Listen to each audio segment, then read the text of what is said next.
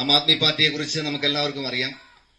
ചുരുങ്ങിയ കാലം കൊണ്ട് ഒരു വലിയ പ്രസ്ഥാനമായി ഈ ഭാരതത്തിൽ മാറിയ ഒരു പ്രസ്ഥാനമാണ്, രാഷ്ട്രീയ പ്രസ്ഥാനമാണ് ആം ആദ്മി പാർട്ടി. അതെങ്ങനെയാണ് നമ്മുടെ രാജ്യത്ത് ഇത്രത്തോളം വളർന്നതെന്ന് ചിന്തിച്ചു കഴിഞ്ഞാൽ നമുക്കറിയാൻ സാധിക്കും. കൊച്ചു കൊച്ചു കാര്യങ്ങളിൽ എന്ന് വെച്ചാൽ സാധാരണക്കാരുടെ വിഷയങ്ങളിൽ ഇടപെട്ടുകൊണ്ടാണ് ഈ പാർട്ടി ഇത്രത്തോളം വളർന്നു വന്നിട്ടുള്ളത്. പ്രത്യേകിച്ച് ഡൽഹിയിൽ ആദ്യമായി അധികാരത്തിലേറുന്നത് ഒറ്റ വർഷത്തെ പ്രവർത്തനം കൊണ്ടാണ് എന്നത് നമ്മയെല്ലാം അതിശയിപ്പിക്കുന്ന ഒരു കാര്യം. അവിടെ ഏറ്റെടുത്ത വിഷയം എന്ന് പറയുന്നത് നമുക്കറിയാം, വൈദ്യുതിയാണ്. വൈദ്യുതി ഉപയോഗിക്കാത്ത വ്യക്തികളില്ല, കുടുംബങ്ങളില്ല. അത്തരത്തിൽ വൈദ്യുതി ഉപയോഗം സംബന്ധിച്ച് സർക്കാരുമായി ഒരു ഏറ്റുമുട്ടലിൽ തയ്യാറായി വൈദ്യുതി സൗജന്യമായി നൽകുവാൻ കഴിയുന്ന ഒരു കാലഘട്ടമാണ് അല്ലെങ്കിൽ സാഹചര്യമാണ് എന്ന് ഡൽഹിയിലെ ജനങ്ങളെ ബോധ്യപ്പെടുത്തിയപ്പോൾ അവർ ആ തീരുമാനത്തോട് അല്ലെങ്കിൽ ആ അഭിപ്രായത്തോട് യോജിച്ചുകൊണ്ട് കേജ്രിവാൾ എന്ന് പറയുന്ന ആം ആദ്മി പാർട്ടിയുടെ ജനനായകനോടൊപ്പം ചേർന്ന് നിന്ന് അദ്ദേഹത്തെ പിന്തുണച്ചപ്പോൾ ഒരു വർഷം കൊണ്ട് ഡൽഹിയിൽ അധികാരത്തിലെത്താൻ കഴിയും. അപ്പോൾ അധികാരത്തിലെത്തിയതിനു ശേഷം അദ്ദേഹം പറഞ്ഞ കാര്യങ്ങളൊക്കെയും നടപ്പാക്കിയെന്നത് വലിയൊരു യാഥാർത്ഥ്യമാണ്. വീണ്ടും പഞ്ചാബിലേക്ക് അധികാരം കൈമാറി. മറ്റ് 3 സ്റ്റേറ്റുകളിൽ, ഗുജറാത്തിലും ഗോവയിലും ജമ്മുകാശ്മീരിലുമെല്ലാം നമുക്ക് നിയമസഭാ സാമാജികർ ഉള്ള രീതിയിലേക്ക് പാർട്ടി വളർന്നു.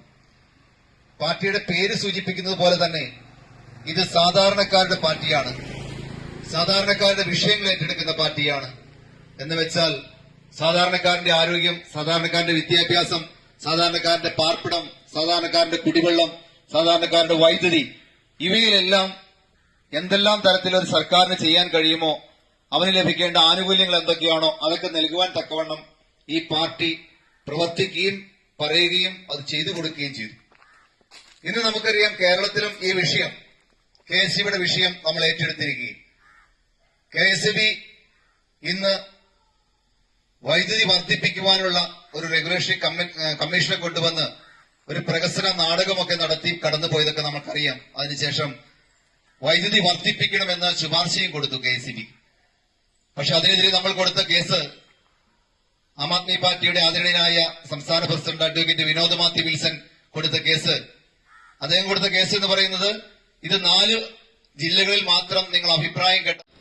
നമുക്കറിയാം, ഏറ്റവും അധികം ഒരു വ്യക്തിയെ സംബന്ധിച്ച് ആദ്യ അറിവുകൾ പകർന്നു കിട്ടുന്ന സ്ഥലം അംഗൻവാടികളാണ്.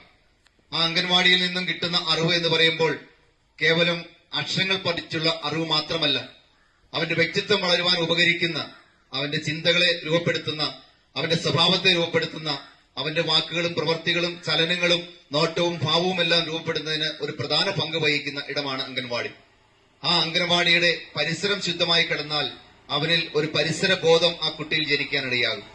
അപ്പോൾ ശുചിയായി നടക്കേണ്ട ബോധ്യം അല്ലെങ്കിൽ ആവശ്യകത, ശുചിയായി ശരീരം കൊണ്ടുനടക്കേണ്ട ആവശ്യകത, വസ്ത്രം കൊണ്ടെടുക്കേണ്ട ആവശ്യകതയൊക്കെ, ഈ പാഠങ്ങളൊക്കെ ഇവിടെ നിന്ന് ഉൾക്കൊള്ളുവാൻ ഈ കുട്ടികൾക്ക് ഇന്നിവിടെ ആം ആദ്മി പ്രവർത്തകർ നടത്തുന്ന ഈ പ്രവർത്തനം കൊണ്ടൊക്കെ ഒരുപക്ഷെ ഇടയാകും എന്ന കാര്യത്തിൽ സംശയമില്ല.